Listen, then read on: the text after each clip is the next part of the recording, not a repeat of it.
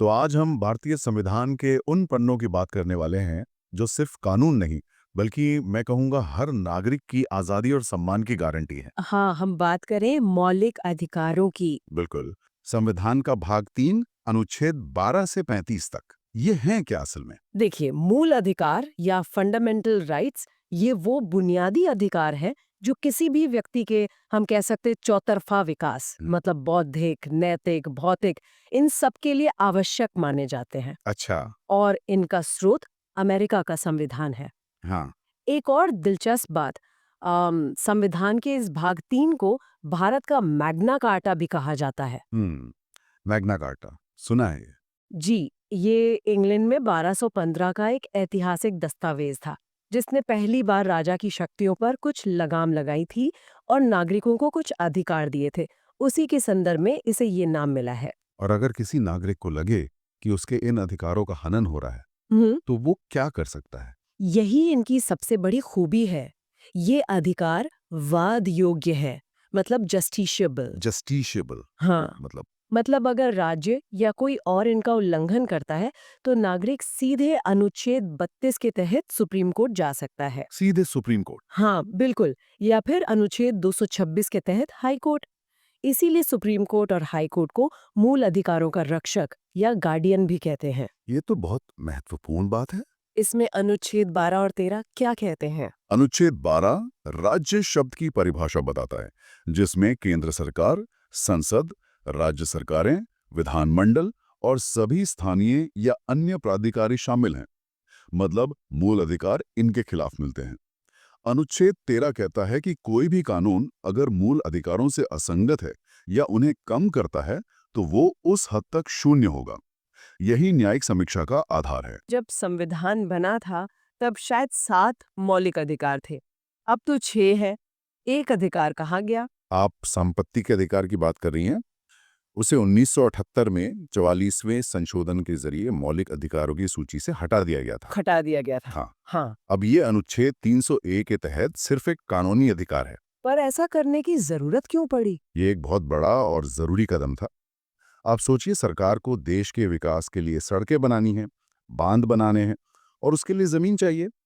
जब संपत्ति का अधिकार मौलिक था तो कोई भी नागरिक अपनी जमीन देने से मना कर सकता था और सीधे सुप्रीम कोर्ट जा सकता था। जिससे विकास के काम रुक जाते थे। बिल्कुल। इसे कानूनी अधिकार बनाने से सरकार अब जनहित के लिए उचित मुआवजा देकर जमीन का अधिग्रहण कर सकती है। मतलब यहाँ देश के विकास को एक व्यक्ति के अधिकार से ऊपर रखा गया। ये तो एक बहुत ही बारीक संतुलन है। तो अब हमारे पास कौन से 6 मौलिक अधिकार हैं? अब हमारे पास 6 अधिकार हैं। समता का अधिकार, स्वतंत्रता का अधिकार, शोषण के विरुद्ध अधिकार, धार्मिक स्वतंत्रता का अधिकार, संस्कृति और शिक्षा संबंधी अधिकार और आखिर में संवैधानिक उपचारों का अधिकार। इस क्रम को याद रखने का कोई तरीका भी है? मैंने एक ट्रिक के बारे में सुना है। EFERER। हाँ, ये काफी लोकप्रिय ट्रिक है। ई से इक्वालिटी मतलब समता, एफ से फ्रीडम स्वतंत्रता, फिर ई से एक्सप्लॉयटेशन यानी शोषण, आर से रिलीजन धर्म, फिर ई से एजुकेशन शिक्षा और आर से रेमेडीज यानी उपचार। ये याद रखने में मदद करती है। चलिए इनको थोड़ा और समझते हैं। समता का अधिकार अनुच्छेद 14 से 18। अनुच्छेद 14 काफी दिलचस्प लगता है। हाँ, अनुच्छेद 14 में दरअसल 2 कॉन्सेप्ट्स हैं। पहला है विधि के समक्ष समता, यानी इक्वालिटी बिफोर लॉ। ये यूके से लिया गया है। इसका क्या मतलब है? ये एक तरह से नेगेटिव कॉन्सेप्ट है। मतलब कानून के सामने सब बराबर है, कोई स्पेशल ट्रीटमेंट नहीं। ठीक है। और दूसरा? दूसरा है विधियों का समान संरक्षण, यानी इक्वल प्रोटेक्शन ऑफ लॉज। ये यूएसए से लिया है। ये पॉजिटिव कॉन्सेप्ट है। ये कहता है कि समान परिस्थितियों में सबके साथ समान व्यवहार होगा। लेकिन अगर परिस्थितियां अलग हों तो? हाँ, यही इसका पॉजिटिव पहलू है। अगर परिस्थितियां अलग हैं, जैसे महिलाओं की, बच्चों की या समाज के पिछड़े वर्गों की, तो राज्य उनके उत्थान के लिए विशेष प्रावधान कर सकता है, जिसे हम सकारात्मक भेदभाव या पॉजिटिव डिस्क्रिमिनेशन कहते हैं। अच्छा, ताकि असल में समानता आ सके। बिल्कुल, इसी सिद्धांत पर अनुच्छेद 15(3) और 15(4) महिलाओं, बच्चों और पिछड़े वर्गों के लिए विशेष व्यवस्था की इजाजत देते हैं और अनुच्छेद 16(4) सरकारी नौकरियों में आरक्षण की बात करता है। तो अनुच्छेद 15 और 16 इसी से जुड़े हैं। जी, अनुच्छेद 15 कहता है कि धर्म, जाति, लिंग या जन्मस्थान के आधार पर कोई भेदभाव नहीं होगा। लेकिन इसी में एक क्लॉज जोड़ा गया है कि राज्य महिलाओं, बच्चों या सामाजिक और शैक्षिक रूप से पिछड़े हुए वर्गों के लिए कुछ स्पेशल प्रावधान कर सकता है। ओके, तो ये एक अपवाद की तरह है। हाँ, कह सकते हैं। और इसी तरह अनुच्छेद 16 है। ये सरकारी नौकरियों में मतलब लोक नियोजन में सबको बराबर मौके देने की बात करता है। Right to equal opportunity. बिल्कुल। लेकिन यहीं पर एससी, एसटी और ओबीसी के लिए आरक्षण करने की शक्ति भी राज्य को दी गई है। संविधान बनाने वालों का तर्क था कि जो लोग सदियों से दौड़ में पीछे छूट गए हैं, उन्हें बाकियों के बराबर लाने के लिए शुरुआत में कुछ मदद देना, वो समानता का उल्लंघन नहीं, बल्कि समानता स्थापित करने का एक जरिया है। समझ गया। मतलब ये पॉजिटिव डिस्क्रिमिनेशन का सिद्धांत है, ताकि असल में बराबरी आ सके। एकदम सही। और इसी कड़ी में आगे है अनुच्छेद 17। ये अस्पृश्यता यानी छुआछूत को पूरी तरह खत्म करता है और इसे एक दंडनीय अपराध भी बनाता है। और अनुच्छेद 18? अनुच्छेद 18 सेना या शिक्षा से जुड़ी उपाधियों को छोड़कर बाकी सभी तरह की उपाधियों का अंत करता है, ताकि समाज में कोई खुद को राजा या महाराजा जैसी उपाधियों से दूसरों से बड़ा न समझे। एक मिनट, यहीं पर एक सवाल है। अगर अनुच्छेद 18 उपाधियों का अंत करता है, तो फिर सरकार भारत रत्न या पद्मश्री जैसे सम्मान कैसे देती है? ये तो एक विरोधाभास जैसा लगता है। ये सवाल सुप्रीम कोर्ट में भी उठा था और कोर्ट ने बहुत साफ किया कि ये सम्मान उपाधियां नहीं है। ये किसी व्यक्ति के बहुत अच्छे काम के लिए दी गई पहचान या पुरस्कार है। अच्छा, तो इन्हें टाइटल की तरह इस्तेमाल नहीं कर सकते? नहीं, कोई इन्हें अपने नाम के आगे या पीछे पदवी की तरह इस्तेमाल नहीं कर सकता। तो ये अनुच्छेद 18 का उल्लंघन नहीं है। तो समता का अधिकार ये पक्का करता है कि कानून की नज़र में सब एक ही स्टार्टिंग लाइन पर खड़े हों। लेकिन एक बार जब हम समाज में आ जाते हैं, तो हम क्या कर सकते हैं, क्या बोल सकते हैं, और यहीं से शुरू होती है स्वतंत्रता के अधिकार की कहानी। हाँ, राइट टू फ्रीडम, अनुच्छेद 19 से 22 तक। और इसका जो दिल है वो है अनुच्छेद 19। जो हमें कई तरह की आज़ादी देता है। 6 तरह की। लेकिन यहाँ एक बहुत जरूरी बात समझनी होगी, ये आज़ादियाँ अनलिमिटेड नहीं है। इन पर युक्तियुक्त निर्बंधन मतलब रीजनेबल रिस्ट्रिक्शंस लगाए जा सकते हैं। और सारी बहस हमेशा ऐसी रीजनेबल शब्द पर होती है कि कौन सी पाबंदी जायज़ है और कौन सी नहीं। बिल्कुल। तो पहली स्वतंत्रता है 19(1) ए, वाक एवं अभिव्यक्ति की स्वतंत्रता, मतलब freedom of speech and expression. बोलने की, लिखने की, अपनी बात रखने की आज़ादी। और प्रेस की आज़ादी भी इसी में आती है ना? हाँ, वो इसी में शामिल है। दूसरी है 19(1) बी, शांतिपूर्ण और बिना हथियारों के सभा करने की स्वतंत्रता। यानी प्रोटेस्ट या मीटिंग करने का अधिकार, बस शर्त यह है कि वो शांतिपूर्ण हो। सही।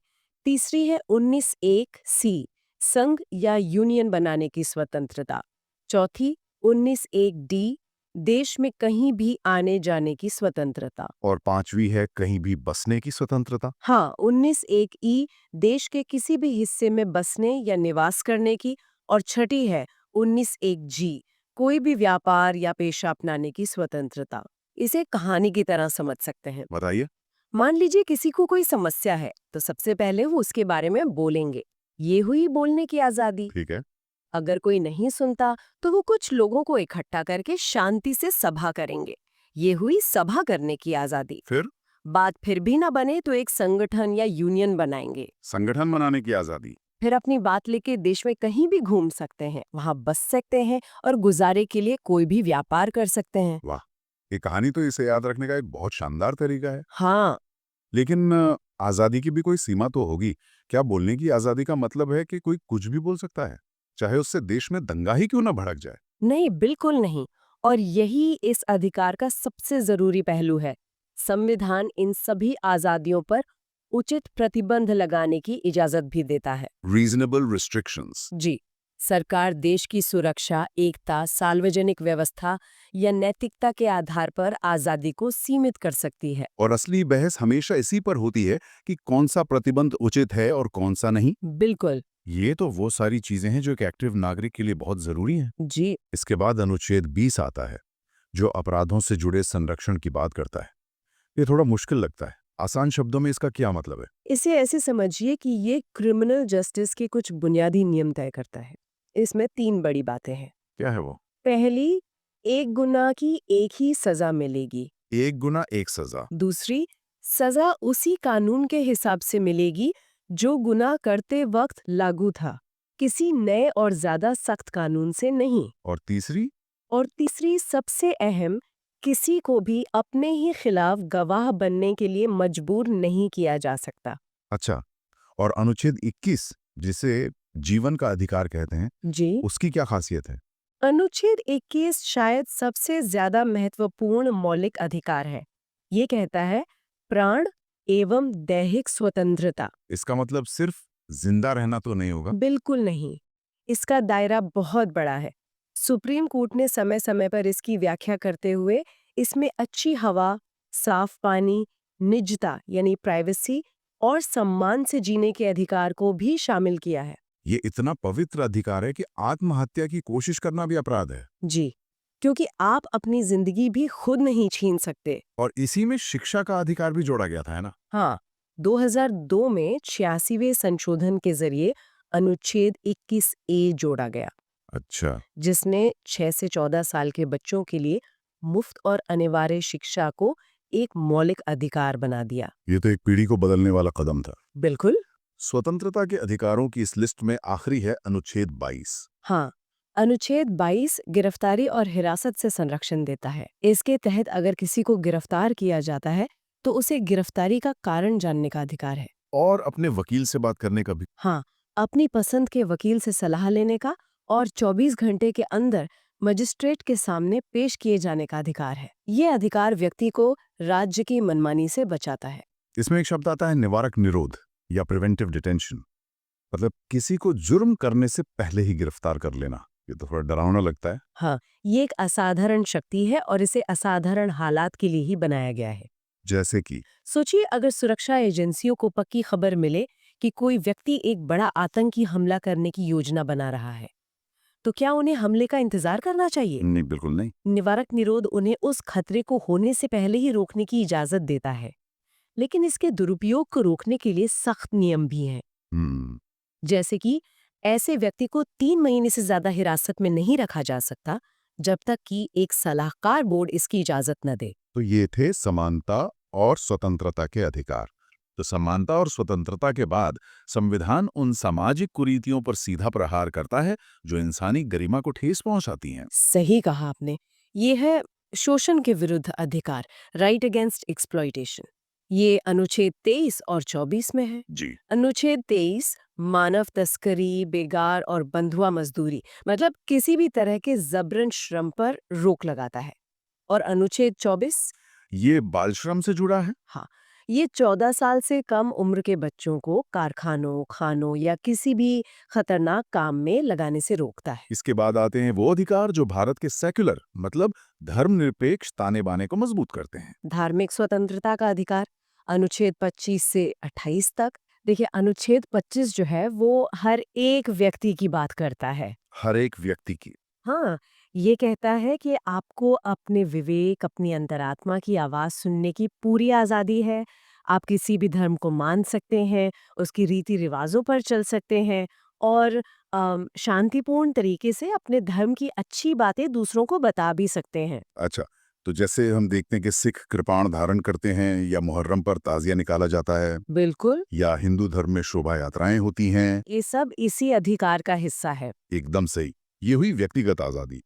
अब अनुच्छेद 26 जो है वो इसी आजादी को एक सामूहिक स्तर पर ले जाता है। सामूहिक स्तर पर मतलब ये धार्मिक समुदायों को अधिकार देता है कि वे अपने धार्मिक कामों के मैनेजमेंट के लिए संस्थाएं बना सकें। अच्छा, जैसे मंदिर के लिए ट्रस्ट या मस्जिद के लिए वक्फ बोर्ड। बिल्कुल। और ये संस्थाएं कानूनी तौर पर चल और अचल संपत्ति खरीद सकती हैं, रख सकती हैं और उसका प्रशासन भी कर सकती हैं। और यहीं पे अनुच्छेद 27 आता है ना?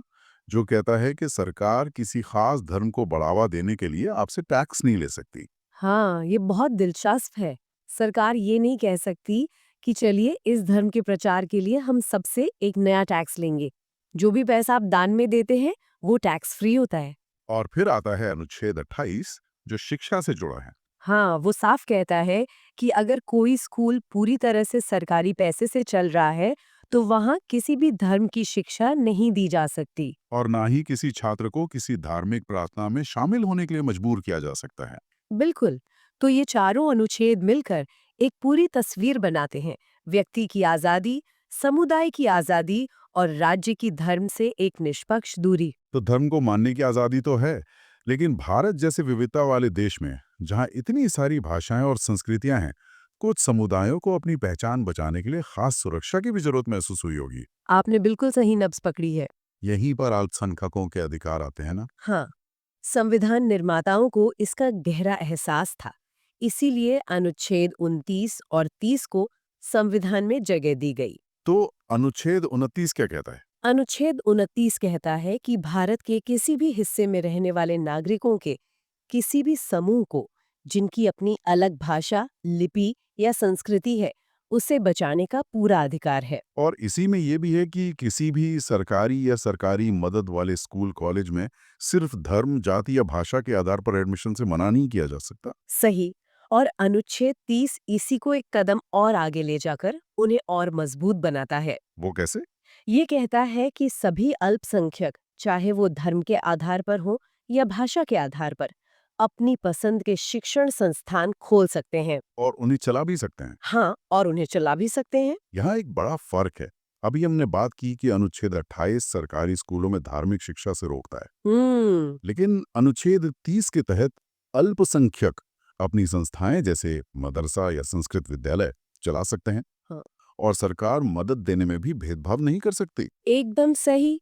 इसका मकसद ये सुनिश्चित करना है कि अल्पसंख्यक समुदाय अपने आने वाली पीढ़ियों को अपनी संस्कृति और अपने मूल्यों की शिक्षा दे सकें। ठीक है, तो ये सभी बहुत जरूरी अधिकार हैं। धार्मिक स्वतंत्रता, अपनी संस्कृति को बचाने का अधिकार, लेकिन कोई भी अधिकार तब तक खोखला है जब तक उसे लागू करवाने का कोई तरीका ना हो। बिल्कुल। और यहीं हम वापस उस मास्टर की पर आते हैं। हाँ। अनुच्छेद 32, हाँ। संविधान का हृदय और आत्मा। इसकी सबसे बड़ी ताकत यह है कि अगर आपके किसी भी मौलिक अधिकार का हनन होता है, किसी भी मौलिक अधिकार का। हाँ, किसी भी, तो ये आपको सीधे सुप्रीम कोर्ट का दरवाजा खटखटाने की इजाजत देता है। आपको निचली अदालतों के लंबे रास्ते से गुजरने की जरूरत नहीं। और अधिकारों की रक्षा के लिए सुप्रीम कोर्ट कुछ खास तरह के आदेश जारी करता है, जिन्हें रिट्स कहते हैं। हाँ, रिट्स। ये कुल 5 तरह की होती हैं। तो चलिए एक एक करके इन्हें समझते हैं, क्योंकि असल ताकत तो यही छिपी है। पहली रिट पर आते हैं बंदी प्रत्यक्षीकरण, अंग्रेजी में हेबियस कॉर्पस। हाँ, सुनने में बड़ा भारी भरकम शब्द है, तो लेकिन इसका मतलब बहुत सीधा और शक्तिशाली है। शरीर को प्रस्तुत करो। शरीर को प्रस्तुत करो। हाँ, ये सीधे सीधे किसी की व्यक्तिगत आजादी से जुड़ा है। ये तब काम आता है जब किसी को लगता है कि उसे गैर कानूनी तरीके से हिरासत में रखा गया है। अच्छा, मतलब अगर पुलिस किसी को बिना वजह उठाए और परिवार को बताए भी नहीं कि कहाँ रखा है, तो परिवार वाले कोर्ट जा सकते हैं। बिल्कुल। और कोर्ट पुलिस से कहेगा कि उस व्यक्ति को हमारे सामने लाओ और ये भी बताओ कि किस कानून के तहत हिरासत में रखा है। ये तो राज्य की मनमानी पर एक बहुत बड़ा अंकुश है। निश्चित रूप से। ठीक है। दूसरी रिट है परमादेश, मैंडेमस। इसके नाम से लगता है कि ये कोई बड़ा आदेश है।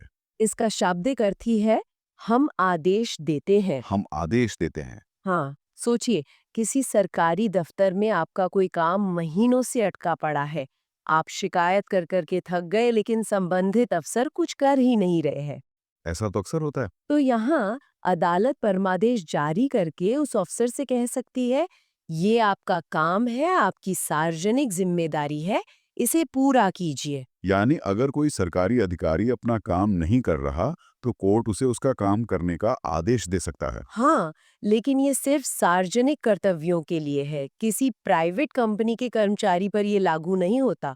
अच्छा, अगली रिट का नाम तो और भी मजेदार है, अधिकार पृच्छा या कुओ वारंट को। किस अधिकार से? किस अधिकार से? ये तो किसी के पद को चुनौती देने जैसा लगता है। आपका अंदाजा बिल्कुल सही है। ये रिट तब जारी होती है जब कोई व्यक्ति गैर कानूनी तरीके से कोई सरकारी पद हासिल कर लेता है। जैसे फर्जी डिग्री दिखाकर या रिश्वत देकर। हाँ, बिल्कुल। तो कोई भी आम नागरिक कोर्ट जाकर इस पर सवाल उठा सकता है। कोई भी। हाँ, तब कोर्ट उस व्यक्ति और विभाग से पूछेगा कि आपने किस अधिकार से ये पद धारण किया है। और अगर नियुक्ति गैर कानूनी पाई गई, तो उस व्यक्ति को तुरंत पद से हटा दिया जाएगा। वाह, अब अगली दो रेट्स थोड़ी मिलती जुलती लगती हैं। प्रतिषेध प्रोहिबिशन और उत्प्रेषण सशुरौरी। हाँ, इन दोनों में अक्सर लोग कंफ्यूज हो जाते हैं।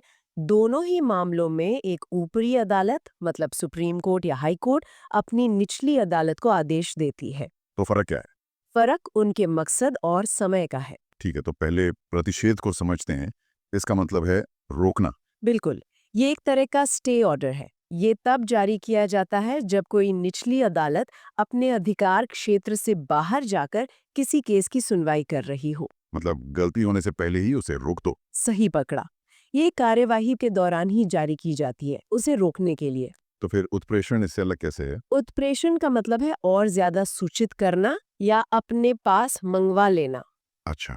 को लगता है कि उसे अपने पास मंगाना जरूरी है, तो वो केस को ऊपर ट्रांसफर करवा सकती है। और दूसरा का? दूसरा काम तब होता है जब निचली अदालत अपना फैसला सुना चुकी हो।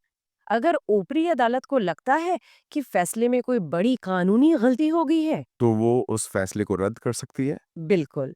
तो संक्षेप में प्रतिषेध रोकता है और उत्प्रेषण या तो केस को अपने पास मंगाता है या दिए जा चुके फैसले को खारिज करता है। इन सभी रिट्स के बारे में सुनकर एक बात तो साफ है, संविधान निर्माताओं ने ये कल्पना की थी कि सत्ता का दुरुपयोग हो सकता है और उन्होंने पहले से ही हर नागरिक के हाथ में इसके बचाव के रास्ते थमा दिए थे। बिल्कुल। ये अधिकार सिर्फ कागज पर लिखे आदर्श वाक्य नहीं है। अनुच्छेद 32 इन्हें हकीकत में बदलने की शक्ति देता है। तो ये थे हमारे संविधान के 6 मौलिक अधिकार। ये वाकई एक नागरिक को सिर्फ अधिकार ही नहीं, बल्कि एक आवाज और हिम्मत भी देते हैं। आज की हमारी इस चर्चा से एक सवाल ये है कि संपत्ति के अधिकार को किस संविधान संशोधन के तहत मौलिक अधिकारों की सूची से हटाया गया था? अपना जवाब हमें कमेंट्स में बताइए।